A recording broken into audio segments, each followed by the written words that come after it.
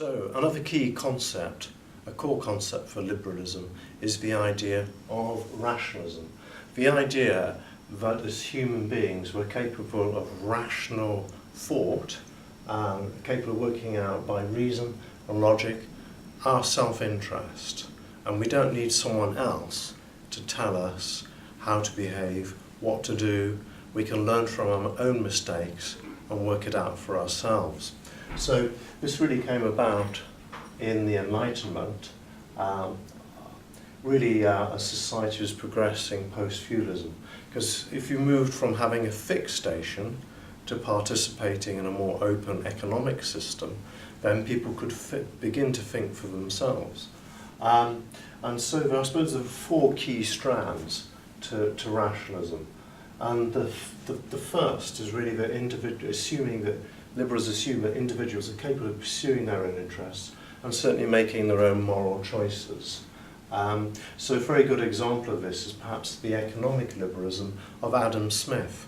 Adam Smith, being a neoclassical liberal, argued that people could act rationally in their own economic self-interest, so that you could decide whether you want to buy a chocolate bar or which chocolate bar to buy, because you can work out the utility, the amount of pleasure that it will give you for what you're spending.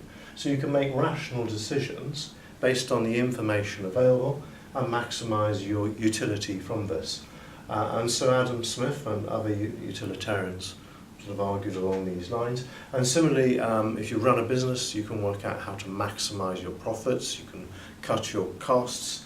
And so the individual, although not perfect, is far better at making these decisions than anyone else. So sometimes this is referred to as the nanny state telling you what to do. You don't need the nanny state telling you how much sugar to eat, how much fat to consume, how much fruit to consume. You can decide for yourself, perhaps from the research and the information available. So we assume that individuals are capable of making these rational choices, that you know what is best for you. Okay, now an argument against this is the conservatives' view in paternalism. Paternalism means that you need a higher authority to tell you what to do, rather like a father tells a child what to do, because they know what is really in your best interests. So liberals repudiate this, but conservatives, of course, take a more pessimistic view of human nature than do liberals. And so they often argue in favour of some form of authoritarianism, or at least stroke paternalism, in many circumstances. Michael Oakeshott was particularly critical of the rationalist view of politics that liberals tend to have, hence Michael Oakeshott's conservatism and his belief that politics is mainly in irrational business. So this is the first point. The second point, of course, is going with this, that liberals tend to place a huge emphasis on education. And of course, in the 19th, 20th century, we see a big expansion of education. And you even may have come across the term of liberal education. In other words, education should be about developing your critical faculties, developing your logical thought processes. So again, you can make decisions for yourself. You do not have to be subservient or subjugated by some religion, by some priest, by some government official telling you what to do. You can decide for yourself. And so this rationalist aspect of the Enlightenment is really a repudiation of superstition, of religion.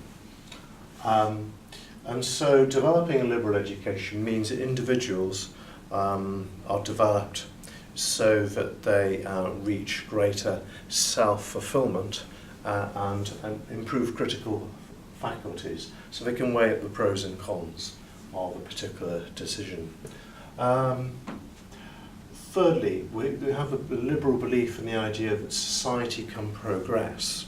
So a regressive view, or what we might call a reactionary view, is the idea of going back to some golden era, such as the Victorian era, the 1950s, when everything was like golden and perfect. Well, of course, some conservatives may suffer from this is debatable, See videos on conservatism for that. But certainly liberals tend to be progressive. By being progressive, they assume that society can advance. So, for example, in the last 2-3 centuries, since the scientific age, we've had huge scientific advances, huge medical advances.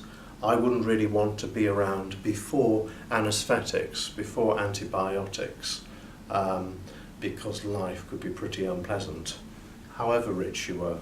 That's a personal view, of course.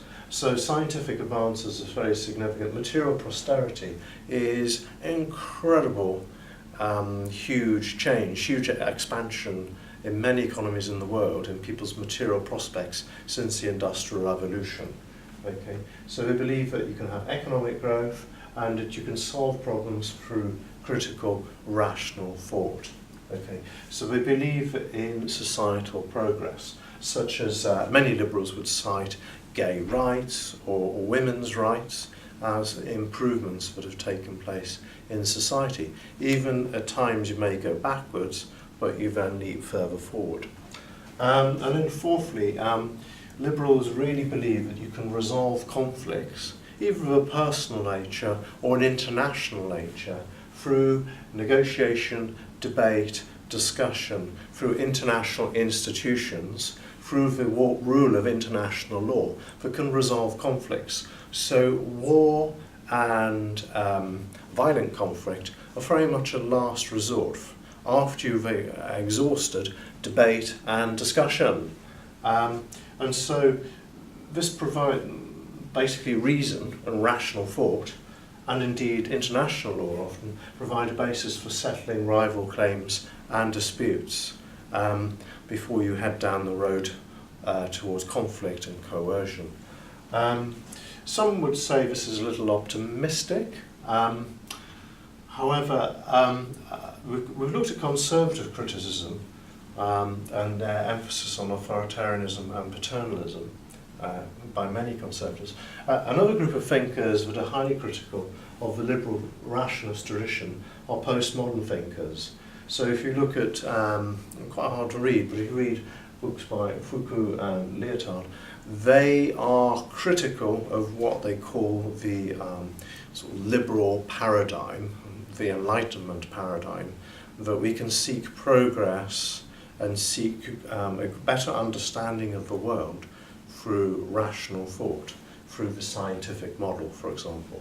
Okay, because what liberals assume is that we do actually live in a world where you can discover something like the truth, where you can have rational inquiry, you can have empirical research, and through experience we can gain a better understanding of the world, either as individuals or as academics. And so this is part of a great British tradition of empiricism. They were looking at sense data, looking at experience through Locke, Hume, we also got Berkeley, and of course the 20th century thinker Karl Popper emphasised we need an open society for rational debate and discussion in order to solve problems, probably through trial and error, in order to make an advancement, which he believed and these other liberals believe is possible. So thank you very much for watching. Hope you now understand why rationalism is a core concept in liberalism. Thank you very much.